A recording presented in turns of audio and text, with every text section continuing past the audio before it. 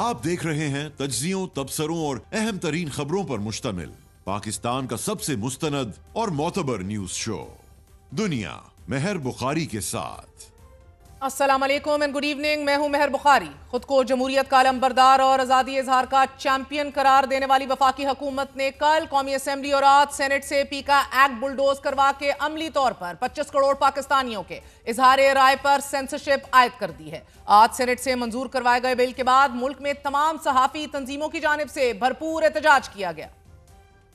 यहां हैरान कुन बात यह है कि कल सेनेट की कायमा कमेटी ने इस बिल की मंजूरी दी। कमेटी के चेयरमैन सेनेटर फैसल हैं कि जिनका ताल्लुक तहरीक इंसाफ से है, मगर पीटीआई उन्हें नोटिस भेज चुकी है। इसी तरह कमेटी में पीपल्स पार्टी के 2 सेनेटर्स शादात ऐवान और परवेश खान भी मौजूद थे। बलोचिस्तान नेशनल पार्टी मेंगल की सेनेटर नसीमा एहसान भी इस कमेटी की मेंबर थी, मगर दिलचस्प बात यह है कि किसी एक ने भी इस बिल की मुखालिफत नहीं की, जबकि आज सेनेट में बिल को बुलडोज कर दिया गया और जबरदस्ती बिल पास करवा लिया गया। अब एक जानिब हुकूमत ने फेक न्यूज की आड़ में आजादी इजहार तकरीबन खत्म कर दी है, तो दूसरी तरफ तहरीक इंसाफ और हुकूमत के दरमियान मुज़ाकराती अमल भी खत्म हो गया है। मुज़ाकराती कमेटी की आज चौथी नशिस्त थी, मगर तहरीक इंसाफ मेंबरान ने कमेटी इजलास में शिरकत ना करते हुए अपोजिशन जमातों को इकट्ठा करके हुकूमत के खिलाफ तहरीक चलाने का अंदिया दिया है। इसी हवाले से आज सलमान अकरम राजा और उमर अयूब की मौलाना फजल रहमान से मुलाकात हुई। मौलाना से ये भी इस्तदा की कि अब इस मुल्क में आइन के तहफ़्फ़ुज़ के लिए हर जमहूरियत पसंद को इकट्ठा चलना पड़ेगा। मौलाना ने बहुत तवज्जो से हमारी बात सुनी। आगे बढ़ने के बहुत इम्कानात हैं। मौलाना ने वादा किया है कि वो हमसे इस बारे में मज़ीद नशस्त करेंगे। हम पूरे पाकिस्तान को अब दावत दे रहे हैं कि आइनी अख्तार के लिए इस एक नुक्ते पर हम खड़े हो जाएं, आइन की बका के लिए। इस नशिस्त के खात्मे, इस डायलॉग के प्रोसेस के खात्मे के बाद इमरान खान का भी रद्द अमल सामने आ गया है। उनका कहना है कि फॉर्म 47 की हुकूमत तो सिर्फ एक कठपुतली है कि जो किसी की रजामंदी के बगैर नाश्ता भी नहीं कर सकते। यह हुकूमत जुडिशल कमीशन के कयाम से राह फरार इख्तियार कर रही है क्योंकि इसके दिल में चोर है। ये हमारे खिलाफ प्रोपेगेंडा करते थे कि हम मुज़ाकरात की मेज पर बैठने को तैयार नहीं, मगर हकीकत यह है कि जब हम मुल्क की खातिर मुज़ाकरात के लिए आए तो ये कमीशन का मुतालबा सुनते ही दुम धुमाकर भाग गए क्योंकि इनकी नीयत में खोट है। नाज़रीन, यहाँ अहम बात यह है कि तहरीक इंसाफ एक ऐसे वक्त में तहरीक चलाने का ऐलान करने जा रही है कि जब वज़ीर आला खैबर पख्तूनख्वा अली अमीन गंडापुर का बतौर सदर तहरीक इंसाफ के पीके इस्तीफा मंजूर कर लिया गया है और उनकी जगह जुनैद अकबर सदर तैनात कर दिए गए हैं। और इन खबरों के एन बीच अब यह खबर भी गर्दिश में है कि अली अमीन गंडापुर की वजारत आला भी खतरे में है। हमारे साथ मुज़ाकराती कमेटी के तर्जुमान सेनेटर इरफान सिद्दीकी मौजूद हैं। सेनेटर साहब, बहुत बहुत शुक्रिया साथ देने का। सर, फरमाई दीजिएगा कि अब ये एक इज्तिमाई यकीन सब हलकों को हो गया है कि जो ये बिल आप बुलडोज करके लाए हैं ये दर हकीकत मुखालिफ आवाज़ों को दबाने के लिए है, चाहे एहतजाज में शिरकत ही क्यों ना हो। मैं तो ये देख के अचंभे में रह गई सेनेटर साहब कि अब इस बिल के तहत आप कह रहे हैं कि ऐसा कंटेंट कि जो अवाम या किसी एक सेक्शन को, हुकूमती या प्राइवेट प्रॉपर्टीज को नुकसान पहुंचाने के लिए इश्तियाल दिलाए, कानूनी तिजारत या फिर शहरी जिंदगी में खलल डाले, ये ममनुआ होगा। सादा अल्फाज में सर, आपकी हुकूमत कह रही है इस क्लॉज को पास करवा कर आप लोग मुल्क में किसी भी किस्म के एहतजाज के बाद गिरफ्तारियों का जवाज आप लोगों को मिल गया है। मतलब कि अगर कोई भी शख्स अब किसी एहतजाज में शरीक होगा उसके ऊपर पी का एक्ट लागू कर सकते हैं आप। मैं ये कहना चाहूँगा कि इसके बारे में आपके कंसर्न्स को मैं किसी हद तक बजा समझता हूँ। ये आपका हक था कि आपकी राय ली जाती, आपसे मशवरा लिया जाता, आपको कंसल्ट किया जाता, आपकी जो जायज़ तरामीम हैं वो इनकॉर्पोरेट की जाती, डाली जाती और कंसेंसस के साथ एक कानून तैयार हो जाता। I agree to this extent. आगे चलें, इसके बाद फिर आता है कि मामला इसके नाफ्जुल अमल होने का। तो मैं नहीं समझता हूँ कि इसकी ज़द में आप लोग आएंगे। अगर कोई आएगा और एक इशू उठेगा तो यकीनन हम इसको देख भी लेंगे। मैंने तो हाउस में भी कहा है कि मैं तो फिर सहाफ़ियों के साथ खड़ा हूँगा, चाहे आज मैं अपनी जमाती डिसिप्लिन के अंदर हूँ, लेकिन ये नहीं हो सकता है कि इस कानून को मिसयूज़ किया जाए। चौथी बात मेयर ये है, अफसोसनाक बात है कि हमारे यहाँ अगर किसी को तंग करना हो, अगर किसी को पकड़ना हो, अगर किसी सहाफ़ी की सहाफ़ती आज़ादी पे हमला करना हो तो किसी कानून की कोई ज़रूरत नहीं है हमें, ना पिछली हुकूमत को थी। आपने देखा है कि मुझे उन्होंने किरायादारी के कानून के तहत पकड़ा, हथकड़ियाँ लगाई और जेल में डाला।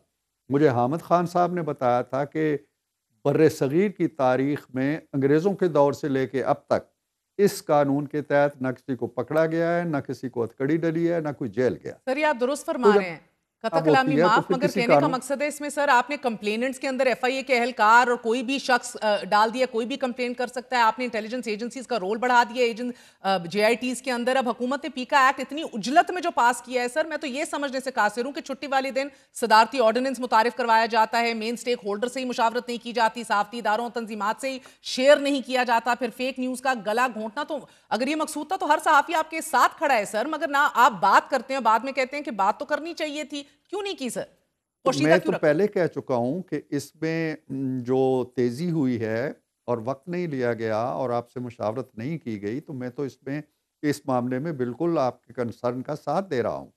लेकिन अब कानून बन गया है। अब कानून बनने के बाद एक रास्ता तो वही है कि आप सड़कों पे एहतजाज करते रहें। दूसरा रास्ता ये है कि हम देखें ना, आइन के अंदर भी 26 तरामीम हो चुकी हैं। कानून बनता है, कानून के अंदर भी तरमीम होना कोई मुश्किल नहीं होता। एक चीज़ मेरे ज़हन में है कि हम एक कोशिश फिर करें, मिल बैठें, आपकी तंजीमों के साथ मिल बैठें और जो आपके कंसर्न है, मैं ये बात कहना चाहता हूँ कि अगरचे हमारी उस कमेटी में भी आए सहाफ़ी, लेकिन अभी तक इस लम्हे तक किसी तंजीम ने हमें, ये एहतजाज तो हो रहा है सारी बातों पे जी, ये लिख दिया गया, वो लिख दिया गया, किसी ने कंक्रीट हमें नहीं दिया जी कि ये शिक है, इसके अंदर ये है, ये उड़ा दें, ये लफ्ज़ डाल दें। कोई एक्सरसाइज करके हमारे पास नहीं आया। मैंने उस वक्त कमेटी के इजलास में भी पूछा था कि आप लोग कोई चीज़ बना के लाए हो जिसको हम तरमीम के तौर पर ले लें, मैं उसको सपोर्ट करता। नहीं थी, बस वो ये है जी कि ये हो जाएगा, वो हो जाएगा। तो आप लोग कोई कंक्रीट प्रपोजल्स बनाएं, अमेंडमेंट्स बनाएं कि जी ये हैं जो होनी चाहिए, अपने वकला से मशवरा करें और वो दें हमें, फिर उसको हम संजीदगी से इंशाल्लाह देखेंगे, कानून के बन जाने के बाद भी देखेंगे। लेकिन अभी तक साद हमें, मैं जो बोल रहा हूँ आपके सामने, आपने कोई चीज़ नहीं दी। सर मैं अर्ज करूं, एक तो रिकमेंडेशंस लेकर गए, इधर तो जेयूआई फे के मुर्तजा साहब की रिकमेंडेशंस अमेंडमेंट्स नहीं देखी जा रही थी, तो अभी तो हम तो किसी पानी में नहीं है। मगर सर देखें, बिल के मुताबिक अरकान पार्लियामेंट, सूबाई असम्बलियां, अदलिया, मुसल्लह अफवाद से मुतल्लिक शकूक और शुबहात पैदा करना भी काबिल गिरफ्त होगा। यानी कि इस क्लॉज की मदद से तो हुकूमत ने हर किस्म की सवाल की हौसला शिकनी कर दी है ना। अब हम सवाल भी ना करें सर, वो भी अब वेग सी टर्म होगा। इस क्लॉज को जवाज बनाकर आप लोग किसी को भी निशाना बना सकते हैं, और बिल में गलत या फेक न्यूज को रोकने के लिए भी 3 साल कैद और 20 लाख जुर्माना या फिर दोनों सजाओं को मंजूर कर लिया गया है। अब इस मंजूरी के बाद अब ये फैसला कौन करेगा कि खबर फेक क्या है और गलत क्या है? ये बात, ये दलील जो है ना, ये दलील जो है ना मेहर, बड़ी पुरानी हो गई है कि कौन फैसला करेगा। फेक न्यूज़ खुद बोल रही होती है कि मैं फेक हूँ, उसको किसी दलील की ज़रूरत नहीं होती है।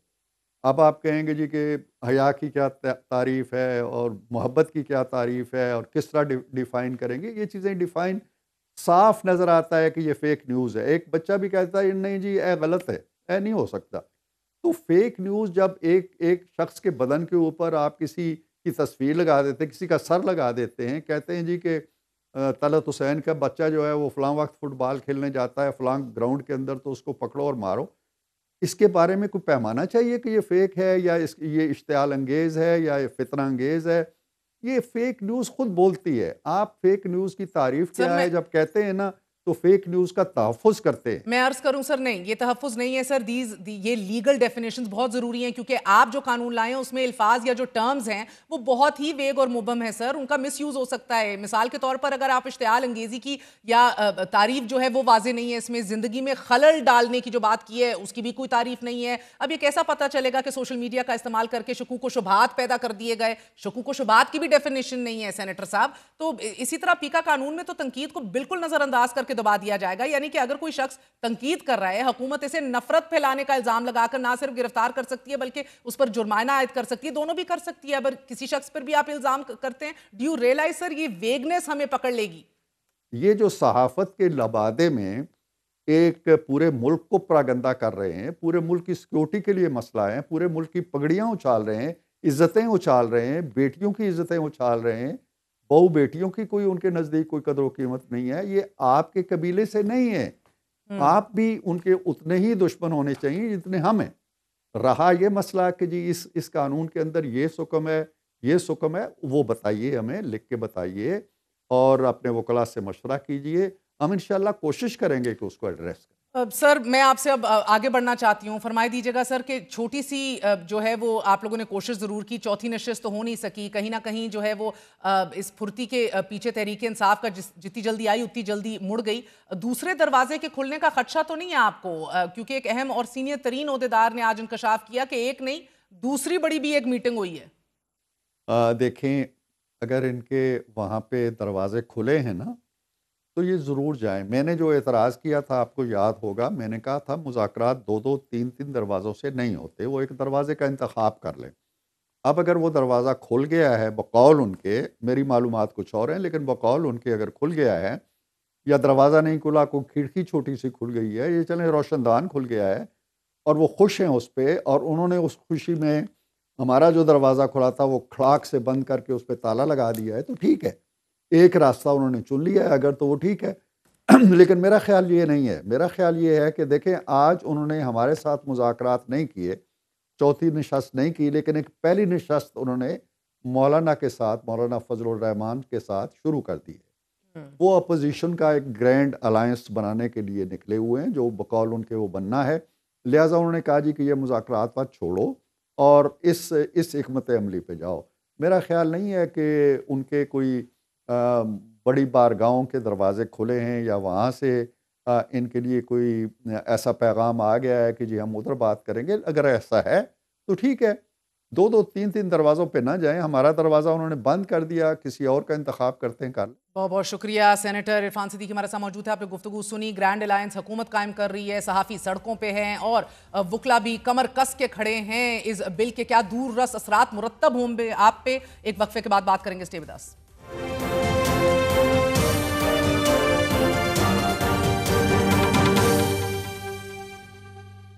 बतौर सहाफ़ी हम दबाव का शिकार रहते हैं, कभी ऑफ एयर कर दिए जाते हैं, कभी सियासी जमातों को सोशल मीडिया हमें गालियां देता है, मगर इस बिल की मदद से हुकूमत ने आम आदमी के बोलने की आज़ादी को भी सल्ब करने की कोशिश की है। हालांकि यही हुकूमत जब अपोजिशन में होती थी तो पीका कानून में तरमीम को सबसे बड़ा जुल्म करार देती थी।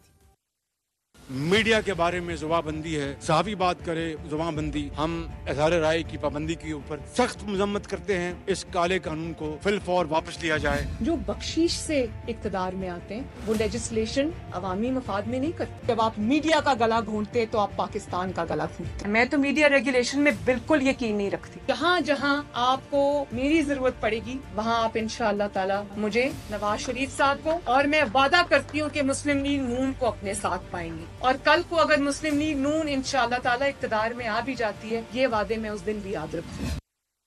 इसी हवाले से बात करने के लिए हमारे साथ मौजूद हैं सीनियर सहाफ़ी हामिद मीर, मज़हर अब्बास, शहजाद इकबाल, अमीर अब्बास और मुनीज़े जहांगीर। आप सबको खुशामदीद कहती हूँ, बहुत बहुत शुक्रिया साथ देने का। मीर साहब, आपसे आगाज करूंगी। 15 मिनट में सेनेट की कायमा कमेटी बराए दाखिला से मंजूरी हो गई, कामरान मुर्तज़ा की तमाम तर अमेंडमेंट्स भी रद्द कर दी गई। उजलत किस बात की है इस हुकूमत को? इसके पीछे क्या मकासद कारफरमा दिखाई दे रहे हैं आपको? ये सबको पता है कि ये जिस तरीके से कौमी असम्बली में पास किया गया बिल, उसी तरीके से सेनेट से भी पास करवाया गया। स्टैंडिंग कमेटी में भी जो है इस पर कोई ज़्यादा बहस करने की इजाज़त नहीं दी गई।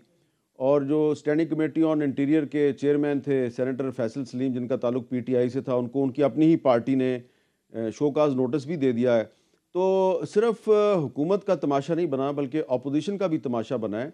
और ख़ास तौर पे मैं ये समझता हूँ कि पाकिस्तान पीपल्स पार्टी, जिसके बारे में आम तौर पे ये कहा जाता था कि ये प्रेस फ्रीडम की हमेशा हमायत करती है और ह्यूमन राइट्स के इश्यूज़ पे खड़ी हो जाती है, स्टैंड लेती है, मेरा ख्याल है कि पाकिस्तान पीपल्स पार्टी जो है उसने जिस तरीके से एक सहूलतकारी की है इस स्याह कानून को पाकिस्तान में नाफिज करवाने में, तो इसमें मुस्लिम लीग नून का तो पहले ही काफ़ी नुकसान हो चुका है।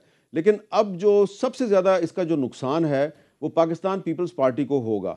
और पाकिस्तान तहरीक इंसाफ ने जो माजी में गलतियाँ की थी, क्योंकि तहरीक इंसाफ की क़यादत ने भी पीका का जो कानून है इसको एक सदारती ऑर्डिनेंस के ज़रिए हम पर इम्पोज किया था और उस वक्त हमने अदालतों के ज़रिए रिलीफ हासिल किया था। तो आज तहरीक इंसाफ जो है वो इसकी मुखालफत कर रही है, JUI इसकी मुखालफत कर रही है, बाकी जो पार्टियां हैं अपोजिशन की वो मुखालफत कर रही हैं। लेकिन मुस्लिम लीग नून जो है उसके साथ अगर सबसे ज़्यादा नुकसान हुआ तो वो पीपल्स पार्टी को हुआ है। अब सवाल ये पैदा होता है कि पीपल्स पार्टी ने ऐसा किया क्यों है। तो मैंने ये बात जो है ये 2-3 दिन से मैं पूछ रहा हूँ पीपल्स पार्टी में अपने दोस्तों से, तो वो बड़े परेशान हैं इस पे। ऑफ द रिकॉर्ड ये कहते हैं जी कि पार्टी बिल्कुल इसको सपोर्ट नहीं कर रही थी। बिलावल साहब ने स्टैंड लेने की कोशिश की लेकिन उनकी नहीं चली। आसिफ जरदारी साहब जो हैं उन्होंने कहा जी कि हमने इसको हर सूरत में सपोर्ट करना है। तो इसका मतलब ये है कि ये पॉलिटिकल फोर्सेस जो हैं वो इस कानून के पीछे नहीं हैं। इस कानून के पीछे वही फोर्सेस हैं जो 2021 और 2022 में पीका ऑर्डिनेंस के पीछे थी, और उस वक्त भी हमें जो तहरीक इंसाफ के जो मिनिस्टर्स थे वो कहते थे कि भाई हम इसके पीछे नहीं हैं। ये फ़रोग नसीम साहब को एक टास्क दिया गया और वो ये सदारती ऑर्डिनेंस के पीछे हैं। तो ज़ाहिरी बात है कि उस वक्त ये कह के तो वो बरीउज़्ज़िमा तो नहीं थे। इसी तरह आज भी जो लोग हमें ऑफ द रिकॉर्ड कहते हैं जी कि वो हो नहीं नहीं हमने तो मजबूरी में किया है, तो वो बरीउज़्ज़िमा नहीं है।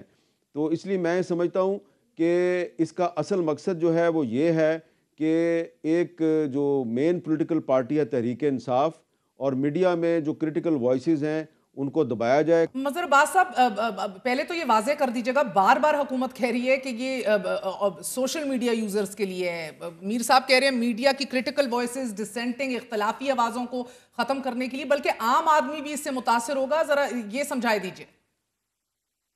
शुक्रिया महल। देखिए, जो मीर साहब बात कह रहे थे उसको जरा आगे बढ़ाते हुए, ये कानून जो है ये दरअसल फेक न्यूज़ को प्रमोट करेगा, क्योंकि जब आप डिसेंटिंग वॉइस को किल करेंगे, जब आप हकायक को किल करेंगे, तो दरअसल आप फेक न्यूज़ को प्रमोट कर रहे हैं। क्योंकि जब भी सप्रेशन होता है, जब भी मीडिया को सप्रेस किया जाता है, हमेशा प्रोपेगेंडा जन्म लेता है, हमेशा डिसइंफॉर्मेशन जन्म लेती है। तो दरअसल इस कानून के जरिए ये डिसइंफॉर्मेशन को, और वो डिसइंफॉर्मेशन सरकारी डिसइंफॉर्मेशन होगी, सरकार के जरिए फैलवाई जाएगी।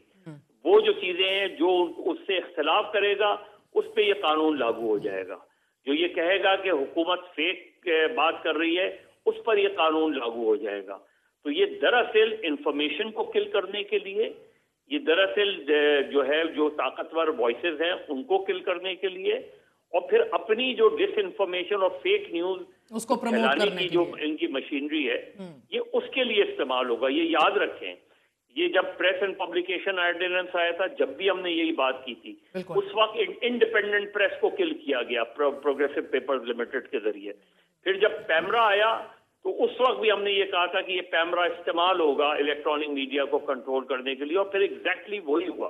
पहले प्रेस एडवाइस होती थी, फिर पैमरा नोटिस हुए, और अब जो ये पैका लेकर आए हैं, ये डिजिटल मीडिया की वॉइसेस। सिर्फ पैका के जब लागू हुआ 2016 में, तो शाहजेब जिलानी को डिजिटल मीडिया की वजह से नहीं उठाया गया था, उसको हथकड़ी डिजिटल मीडिया की वजह से नहीं लगाई गई थी उसको, और जो दीगर उनको राइट्स एक्टिविस्ट को उठाया गया था वो डिजिटल वॉइसेस की वजह से नहीं उठाया गया था। और क्या प्रूफ किया आपने?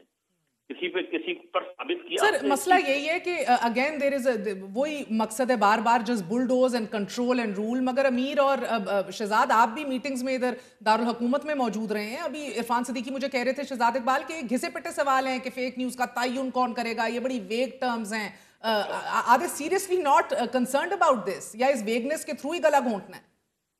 वैसे बड़ी कमाल बात है, क्योंकि 2023 में जब पैमरा कानून में तरमीम लेकर आए थे तो उस वक्त हुकूमत फखरिया बता रही थी कि पहली मर्तबा हमने फेक न्यूज को डिफाइन किया है और बताया है कि मिस इन्फॉर्मेशन क्या है और डिस इन्फॉर्मेशन क्या है। और आज अगर सेनेटर इरफान सिद्दीकी साहब कहते हैं कि बड़ी घिसी पिटी डिबेट है, तो हैरान हूं, क्योंकि 1-1.5 साल में एक पार्टी का मौकिफ इतना बदल जाता है, और 2 साल में 2.5 साल में इतना बदल जाता है कि जिस कानून को आप जबाबंदी कहते थे पीटीआई के दौर में, हमारे साथ आप आके पार्लियामेंट के बाहर एहतजाज करते थे, आज उससे बदतर कानून को आप, और एक ऐसे कानून को जिसपे कोई मुशावरत नहीं हुई, आप उसको दोनों ऐवानों से बुलडोज करके इंप्लीमेंट करना चाहते हैं, और इसका दायराकार आप इतना वसी करना चाहते हैं कि इसमें आपका तो क्लेम ये है कि सिर्फ डिजिटल जो कंटेंट बना रहे हैं उन पर ये लागू होगा, लेकिन नहीं, ये सहाफियों पे भी होगा और हर किसी शख्स पे होगा जो ये प्लेटफॉर्म्स यूज करते हैं, चाहे फेसबुक हो, चाहे व्हाट्सएप हो, चाहे एक्स हो, उसके तमाम यूजर्स को बेसिकली आप कंट्रोल करने की और रेगुलेट करने की कोशिश कर रहे हैं। आमतौर पे तो पैमरा टीवी को रेगुलेट करता है, उसके यूजर को नहीं करता है, लेकिन आप इन तमाम प्लेटफॉर्म्स के यूजर को भी रेगुलेट करेंगे। और देखिए, ये भी मीर साहब ने बिल्कुल दुरुस्त कहा। बिलावल साहब आजकल यूनिवर्सिटीज में जाते हैं, नौजवान तबके से मुखातिब होते हैं और कहते हैं कि देखिए इंटरनेट बंद कर दिया, या इंटरनेट कितना स्लो कर दिया, क्योंकि लोगों को समझ नहीं है इंटरनेट की कितना अहम इस्तेमाल है। लेकिन वो हमेशा जब वक्त गुजर जाता है ना, उसके बाद उनको ख्याल आता है बात करने का। अब जरा वो बताएं कि तालिब इल्मों को जाकर कि हम फेक न्यूज की आड़ में जो डेसेंट है उसी पे कदम लगा रहे हैं। पीपल्स पार्टी हमारे सामने, अमीर और मेरे सामने उस कमेटी में खामोश बैठी रही, बल्कि एंड में सपोर्ट किया और बाद में कह रहे कि हम मजबूर हैं। एक तो इसका भी जरा तयन करें मेहर कि कितनी मजबूरी होती है, कितनी कितनी ख्वाहिशात होती हैं। हम सबको पता है 2016 में तो जब पाकिस्तान मुस्लिम लीग नून की हुकूमत थी और वो पीका एक्ट लेकर आए थे, उस वक्त तो एस्टैब्लिशमेंट उनके मुखालिफ थी। उस वक्त तो हम कहते थे वो पीटीआई को सपोर्ट कर रही है, लेकिन फिर भी उस दौर में पीका कानून आया और बाद में वो पीका कानून इन्हीं के गले पड़ा। हमें एक चीज की जरूरत है, दो मैं बातें करूंगा। 26 नवंबर का वाकया है, उस पर एक मौकिफ पीटीआई का था जिन्होंने बड़ा एग्जैजुरेट किया बात को, एक मौकिफ था हुकूमत का था कि कोई गोली नहीं चली और कोई लाश नहीं है। हम अगर साफ ही बैठ के हुकूमत का नहीं ऑपोजिशन का मौकिफ दोहराएं कि बहुत ज्यादा लाशें थी तो हमारे ऊपर फेक न्यूज लगेगी और बिल्कुल लगनी भी चाहिए। लेकिन अगर मैं ये प्रोपेगेंडा फैलाऊं कि नहीं एक गोली भी नहीं चली और कोई डेड बॉडी नहीं थी, किसी की जान नहीं गई, तो क्या मुझ पे वो कानून लागू होगा? नहीं होगा। वो इसलिए नहीं होगा क्योंकि मैं हुकूमत का प्रोपेगेंडा टो कर रहा हूँ। दूसरी बड़ी वो जरूर फेक न्यूज है, मगर मैं आपको एक बात, अमीर अब्बास, मुझे ताज्जुब होता है। देखिए मैं एक बात आखिर में ये करना चाहूंगा, बड़ी इंपॉर्टेंट है हम लोगों के लिए। देखिए आज तहरीक इंसाफ हमारे साथ खड़े होने को तैयार है। 2022 में नून लीग पीपल्स पार्टी जब हमारे साथ ला रही थी, वो हमारे साथ खड़े होने को तैयार थे। ये हम साथियों को अब तय करना होगा कि जब कोई इस किस्म की पार्टी जमहूरियत का लिबादा ओढ़ के आजादी सहाफत की बात करे, फ्रीडम ऑफ स्पीच की बात करे, हम उनकी बात ना सुने, क्योंकि वक्त एक सा नहीं रहता। जब ये पार्टीज ऑपोजिशन में जाएंगी और फिर कोई इनके मुखालिफिन ये कानून लेकर आएंगे तो हम साफी भी उन जमातों की तरफ जाएंगे, वो जमातें हमारी तरफ आएंगी कि हम तो जमहूरियत के हक में। हमें उस वक्त भी बायकॉट करना चाहिए, अपनी पोजीशन बरकरार रखते हुए उनको बताना चाहिए कि माजी में आपने क्या कुछ नहीं किया है। बता रहे हैं सर, रोज बता रहे हैं, नहीं भूलने देंगे। मगर अमीर, ये इरफान सिद्दीकी साहब का भी नुक्ता अपनी जगह मौजूद था कि कोई एक मुसवदा आप लोगों ने दिया है, आप बार बार आते हैं, कहां है आपका ड्राफ्ट, कहां है आपकी तजवीज? गो के बात सही है, JUI फे की तजवीज और अमेंडमेंट्स को तो रद्द कर दिया गया, मगर वो कहते हैं लिख के तो दो, गाड़ी तो अब चल निकली है, अब पीछे नहीं जा सकती, आगे बढ़ेगी। देखिए, मैं इसको अगर हम शॉर्टली देखें ना, तो ये फेक न्यूज़ बहाना है, इख्तलाफ राय निशाना है।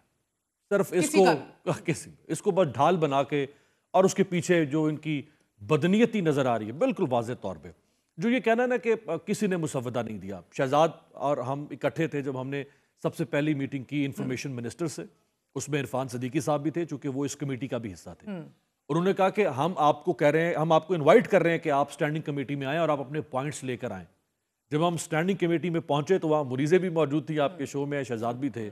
इन्होंने with the single stroke of pen बिल्कुल उसको हशअप करते हुए 30 मिनट के अंदर अंदर इन्होंने सुनने की जसारत ही नहीं की, सिवाय 5-7 मिनट में हम लोगों ने बात की। डेस्परेशन क्या है अमीर, मैं तो समझने से कासिर हूँ। गो के इमरान खान की आज भी ये ट्वीट अभी थोड़ी देर पहले आई है कि ये अगेन ही same thing, Yahya Khan part 2, कठपुतली हुकूमत। क्या अमीर साहब जैसे कह रहे हैं कि सिर्फ अगेन पीटीआई ऑब्सेशन लेजिस्लेशन है? देखिए, अगर इस मुल्क में एक शख्स ना हो ना इमरान खान, तो ना आपको 26वीं तरमीम की जरूरत पड़ेगी, ना आपको प्रैक्टिस एंड प्रोसीजर कमेटी की जरूरत पड़ेगी, ना आपको मंसूर अली शाह का रास्ता रोक के किसी और को चीफ जस्टिस बनाने की जरूरत पड़ेगी, ना आपको ये सुप्रीम कोर्ट में एक्सटेंशन और हाई कोर्ट्स में एक्सटेंशन की जरूरत पड़ती, ना आपको पीका एक्ट की जरूरत पड़ती। मसला सिर्फ और सिर्फ एक ये है कि एक तरफ रियासत खड़ी है, एक तरफ उसके मद्दे मुकाबिल एक और सियासी आवाज़ है, सियासी एक जमात है। मुमकिन है उसमें 10 खामियां हो सकती हैं, मुमकिन है वो बहुत नाखलफ नाहिंजार सियासतदान हो सकता है, बट अगेन वो इस मुल्क में एक पॉलिटिकल पार्टी है। अगर माजी में नवाज शरीफ आपकी नज़र में नाखलफ नाहिंजार था, तो हम सारे कोलैटरल डैमेज है राइट नाउ, पूरा मुल्क। मुनीज़े, मुझे बताइएगा कि ये भी वाज़ेह करना बड़ा ज़रूरी है कि चूंकि JIT जो है उसकी तश्कील को सहाफ़ियों ने माजी के अंदर असखुद नोटिस केस में सुप्रीम कोर्ट में चैलेंज भी किया था, और इस बात की तब बहुत निशानदेही की गई थी कि JIT में इंटेलिजेंस एजेंसियों की शमूलियत जो है वो पीका के दायरे इख्तियार से बाहर है, बिकॉज पीका जो है वो सिर्फ और सिर्फ कानून नाफिज करने वाले इदारों की बात करता था, इंटेलिजेंस एजेंसीज की नहीं। तो अब ये तरमीम भी इस नए कानून के अंदर ये ले आए हैं और दायरा वसी कर दिया है। Where does the buck stop? देखिए मेहर, जो इसके अंदर समझने की बात है वो ये है कि इन्होंने जो फेक न्यूज की डेफिनेशन है वो कहीं दी नहीं प्रॉपर्ली, बल्कि इन्होंने फेक इन्फॉर्मेशन की डेफिनेशन दी है, जिसको अगर आप पढ़ लें इससे वाज़ेह नहीं होता कि फेक इन्फॉर्मेशन क्या है।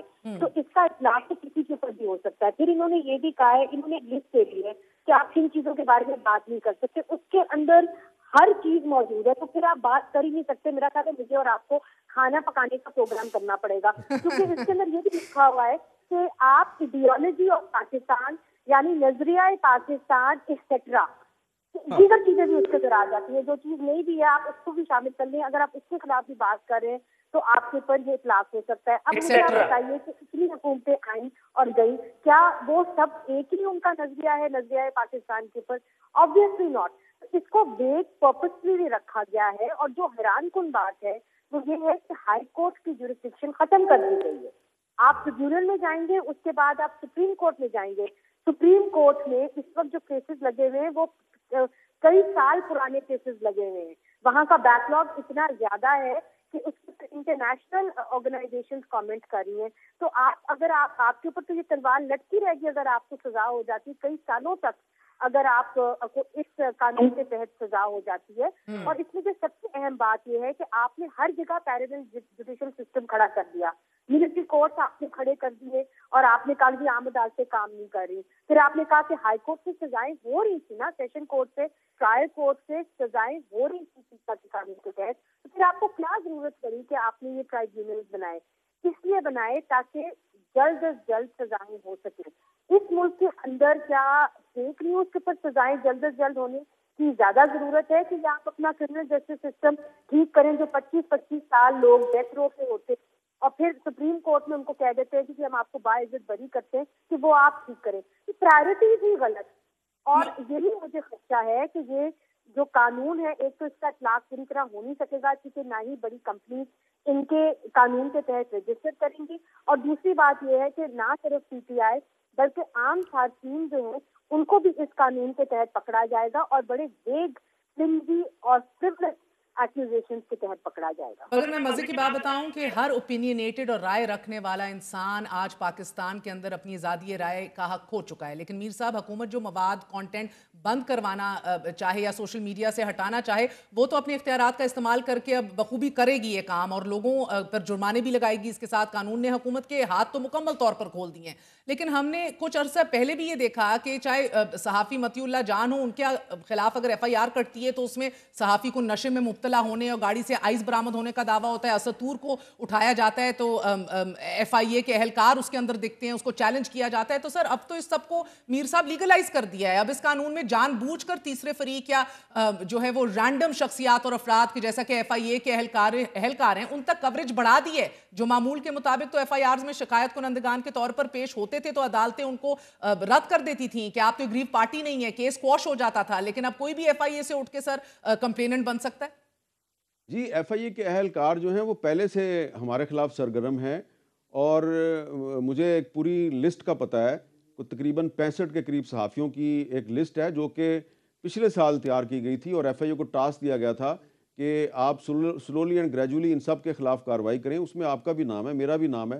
अभी तक शायद आपको नोटिस नहीं मिला, लेकिन शायद कुछ दिनों में ये जो नया कानून है इसके तहत आपको भी नोटिस मिल जाएगा। कुछ ना कुछ कहा जाएगा, आपने ये ट्वीट क्यों कर दी, आपने ये वाली बात क्यों कर दी। देखें, ये जो आपने मिसालें दी, जो मतीउल्लाह जान साहब के खिलाफ जो मुकदमा था वो दरअसल फेक न्यूज़ थी और असद तूर पे जो मुकदमा था वो दरअसल फेक न्यूज़ थी। मैं यही अर्ज़ करने की कोशिश कर रहा हूँ कि रियासत खुद पाकिस्तान में फेक न्यूज़ फैलाती है। जैसा कि आज सेनेट में एक वज़ीर साहब जो हैं उन्होंने ये दावा किया कि पाकिस्तान में जो है ना मादर पिदर आज़ादी जो है वो उसकी हम इजाज़त नहीं देंगे क्योंकि सोशल मीडिया के ऊपर कोई कानून लागू नहीं होता, इसलिए हमने सोशल मीडिया को रेगुलेट करने की कोशिश की है। ये भी एक फेक न्यूज़ है। देखिए, 2016 में आपने पीका एक्ट मंजूर किया था और साइबर क्राइम लॉ बनाया था, तो आपने सोशल मीडिया ही को तो कंट्रोल करने के लिए बनाया था ना। उसके बाद 2021 में इमरान खान साहब की हुकूमत ने सोशल मीडिया रूल्स 2021 जो है उनको मंजूर किया। उसके खिलाफ भी हम अदालत में गए। इस्लामाबाद हाई कोर्ट ने हुकूमत से कहा कि आप जो स्टेक होल्डर्स हैं उनके साथ मुज़ाकरात करें, बातचीत करें और इसमें चेंजेस लेके आएँ। लेकिन इमरान खान साहब की हुकूमत ने उसमें चेंजेस जो हैं वो लाने की कोई जहमत गवारा नहीं की और फिर उन्हीं सोशल मीडिया रूल्स 2021 के तहत जो है वो FIA और दीगर अदारे जो हैं वो सहाफ़ियों के खिलाफ कार्रवाई करते रहे। अब उसको मज़ीद सख्त कर दिया गया ये पीका अमेंडमेंट एक्ट के तहत। तो ये देखें, ये या तो हुकूमत के वज़ीरों को पता नहीं है या वो जानते हुए बूझते हुए वो फेक न्यूज़ फैला रहे हैं। ये कहना कि जी पाकिस्तान में सोशल मीडिया को रेगुलेट करने का कोई कानून मौजूद नहीं, बिल्कुल गलत बात है। खुद पीका एक्ट 2016 जो है वो है और सोशल मीडिया रेगुलेशंस के तहत जो रूल्स बनाए गए 2021 में, और आज जो वुज़रा हजरात ये कह रहे हैं जी कि नहीं नहीं नहीं, हम तो सिर्फ जो है, हमारा तो मकसद सिर्फ फेक न्यूज़ जो है उसको रोकना है और हम तो सिर्फ सोशल मीडिया को रेगुलेट करना चाहते हैं, तो थोड़े दिनों में जब FIA के जरिए कार्रवाइयाँ शुरू होंगी तो एक दफ़ा फिर इनके जो आज बयानात हैं ये एक फेक न्यूज़ में तब्दील हो जाएंगे। आप एक्सपेक्ट कर रहे हैं शहजाद इकबाल की ये कार्रवाइयां दिनों की बात है जिस तरह मीर साहब कह रहे हैं? मेरा भी नाम लिस्ट में, अल्लाह खैर करे, शायद आपका भी हो। जी मैं बिल्कुल, क्योंकि सिस्टमैटिक तरीके से चीजें चल रही है। एक नुकता पहले बताता हूं, फिर मैं इस पे आता हूं। अभी आपने पूछा कि उन्होंने कहा राइटिंग में दें, एक तो राइटिंग में दिया, राइटिंग में देने का मकसद ये होता है ताकि वो आवाम को बता सके कि देखिए कंसल्टेशन हो गई।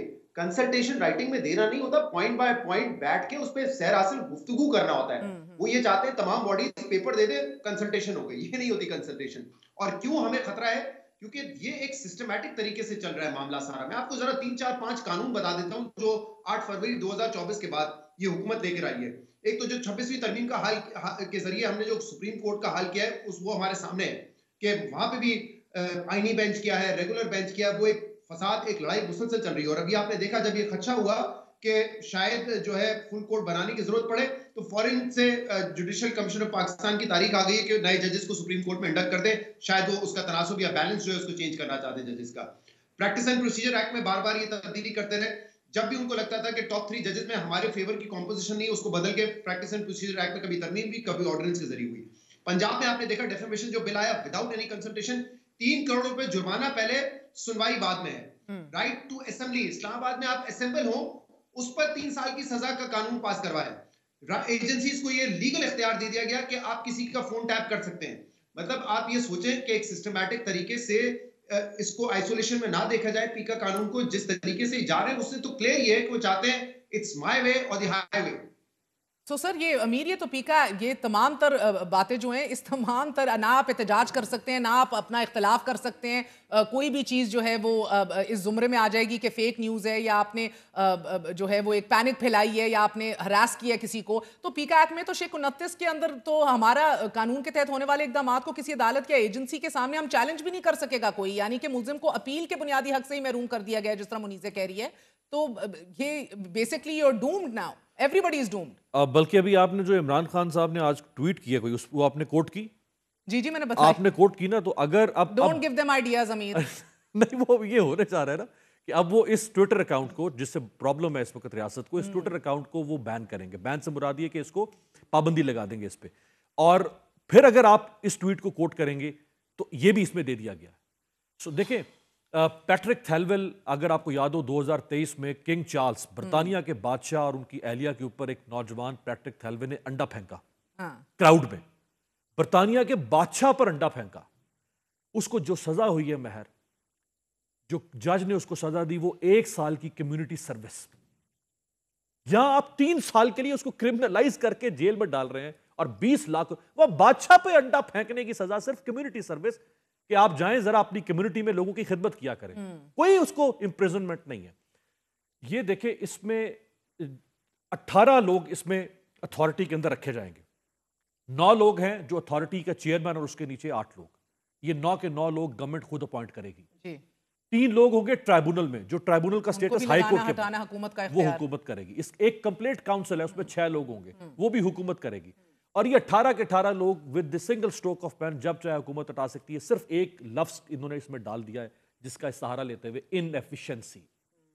अब इनएफिशिएंसी तो रेलेवेंट टर्म है, हो सकता है हर टर्म ही वेग है ना बॉस, यही तो मसला है। एग्जैक्टली। मगर ये जिसका जिक्र कर रहे हैं मुनीजे कि जो भी शख्स जानबूझकर झूठी मालूमात फैलाता है, इसको स्प्रेड करता है या जाहिर करता है, या फिर मुआशरे में खौफ और हरास फैलाता है, बदअमनी फैलाता है, आई मीन उसे 3 साल के लिए कैद या 20 लाख रुपए जुर्माना हो गया, दोनों ही हो सकती हैं। तो ये तो बिल अब कानून अब बन गया है। सदर मंजूरी जो है वो एक मरहला है जिसके ऊपर कुछ लोग ख्वाहिश रखे बैठे हैं कि शायद सदर मदारिस की तरह इसके ऊपर भी एतराज उठा दें। Should we be holding our breath?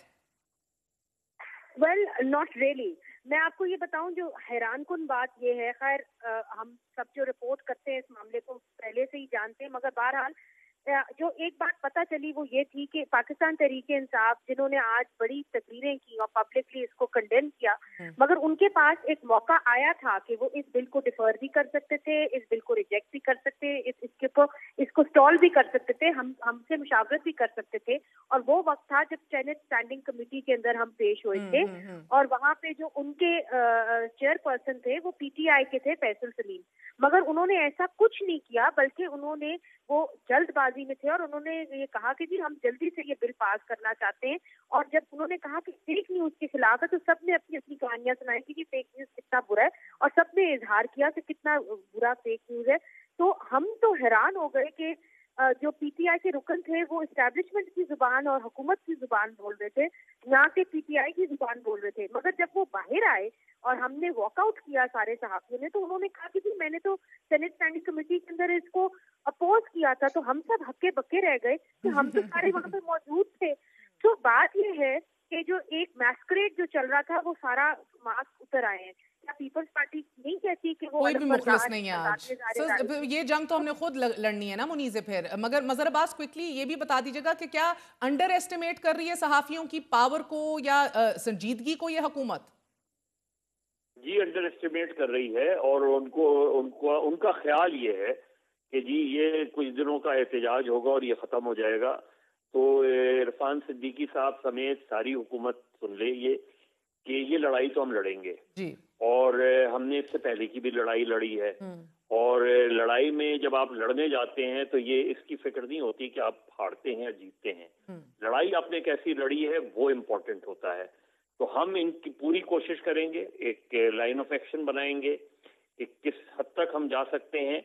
हम जो इसमें हम इस्लामाबाद में एक बहुत बड़ा प्रोटेस्ट का एहतमाम कर रहे हैं और हर सूरत में, अब पहले तो ये था ना कि आप मशावरत नहीं की, अब ये होगा कि आप ये एक्ट को वापस लें, इस एक्ट को वापस लें और ये इरफान सिद्दीकी मुकम्मल तौर पे वापस लें और कोई लेजिस्लेशन करनी है तो मिलके करें। इससे पहले भी और इरफान सिद्दीकी साहब ये गलत बयानी से काम ले रहे हैं कि जी कोई ड्राफ्ट नहीं दिया।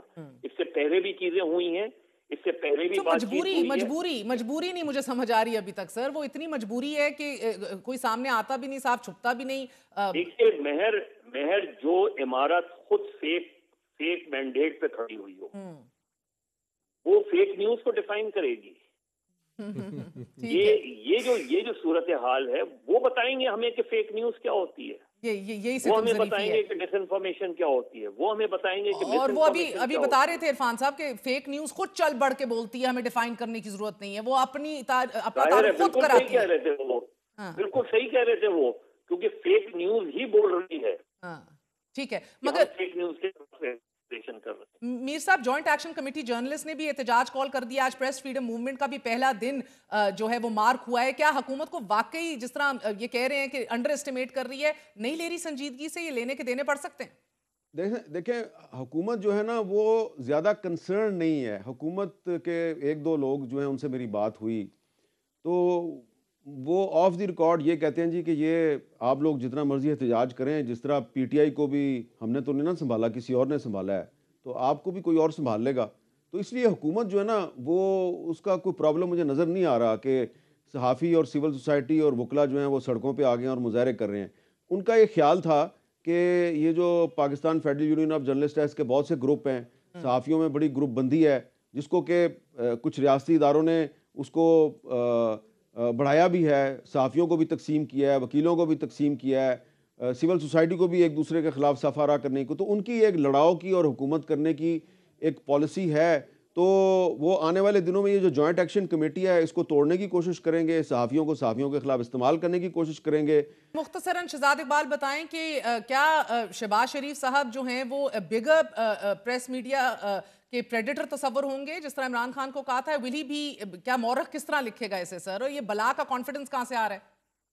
नहीं, सिर्फ प्रेस के लिए प्रेडेटर नहीं होंगे। जैसे मैंने आपको कहा कि जमहूरी इक़्तिदार, जमहूरियत, आज़ादी सहाफ़त, इन सब के लिए होंगे। और जैसे मैंने बताया कि जिस किस्म की कानून साजियां हुई वो तो एक सिस्टमैटिक तरीके से चाहते हैं ना कि जमहूरियत चले ही ना। और जमहूरियत के प्रेडेटर तस्वर होंगे।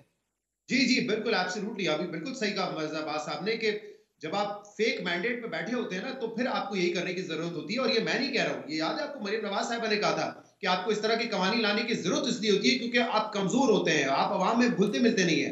अब यहाँ पे हामिद मीर, आप मेरे पीछे कोई लाखों करोड़ों का वोट नहीं है, लेकिन अफसोस की बात ये होती है कि जब ये पॉलिटिकल पार्टीज जो कि दावेदार हैं कि कहीं कोई कहता है हमें सिंध से वोट पड़ा, कोई कहता है पंजाब में हमारी करोड़ों की फॉलोइंग है, कोई कहता है केपी में है, उनके पीछे इतने फॉलोअर्स हैं और फिर भी आप दबाव इस हद तक बर्दाश्त नहीं कर सकते कि कम से कम 3 नशिस्तों में इस पे प्रॉपर कंसल्टेशन करा लें। आपने उसी दिन कौमी असेंबली से पास कराना है, उसी दिन आपने सेनेट की कमेटी पास कराना है, उसी दिन आपने सेनेट से पास कराना है। तो ये जो आप जमहूरियत का लिबादा ओढ़ के कहते हैं कि करोड़ों लोग हमारे पीछे, उन लोगों का पीछे होने का फायदा क्या जब आप उनके राइट्स का तहफ्फुज़ नहीं कर सकते और आके हमें आप ये बताते हैं कि देखिए हम मजबूर हैं, हम क्या कहें। जज, ज्यूरी, एग्जीक्यूशनर अमीर अब्बास, ये तीनों रोल संभाल लिए हैं हुकूमत ने और डंके की चोट पे अनअपॉलोजेटिकली संभाले हैं। Do you think that this might be, ये इनके लिए बड़ा खतरनाक साबित होने जा रहा है? मीर साहब ने बिलावल साहब का जिक्र किया, मीर साहब शहबाज शरीफ साहब का जिक्र भूल गए।